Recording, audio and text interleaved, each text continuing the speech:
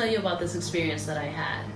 We were in NYC. I was with a person. We were at a subway station, and the checkpoint bar at the subway station was broken. So we had our ticket, but we couldn't validate it. So I go ahead and I jump the bar. I say to the person, "Hey, come on, just jump it."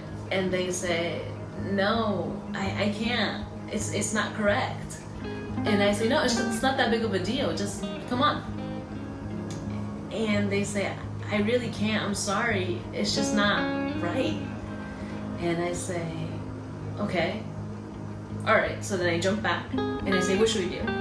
And so then he says, "Let's just go see how we can validate the ticket." So there are two parts to this story. Number one, it takes courage to speak the truth.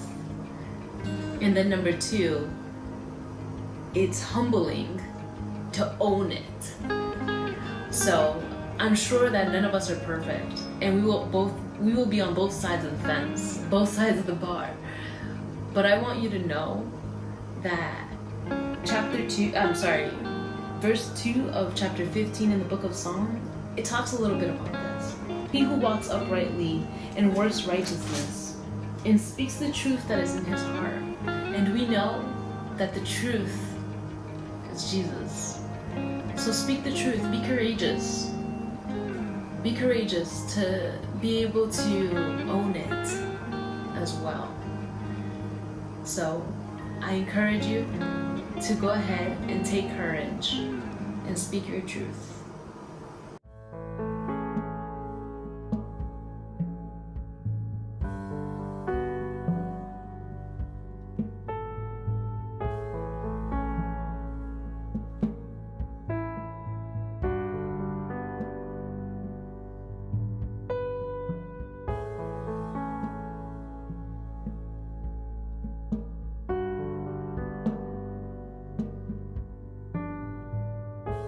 Thanks for joining us today. We hope what you heard and what you saw was a blessing to you. For our challenge, I encourage you to think of 5 things that you're grateful for. And I encourage you, if you can, throughout this time to keep a thankful journal, writing each day the 5 things that you're thankful and grateful for.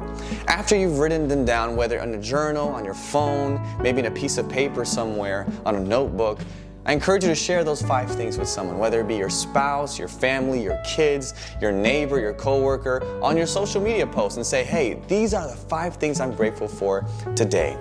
And after you do that, I want you to pray about those 5 things, and throughout the day, thank God for those 5 things.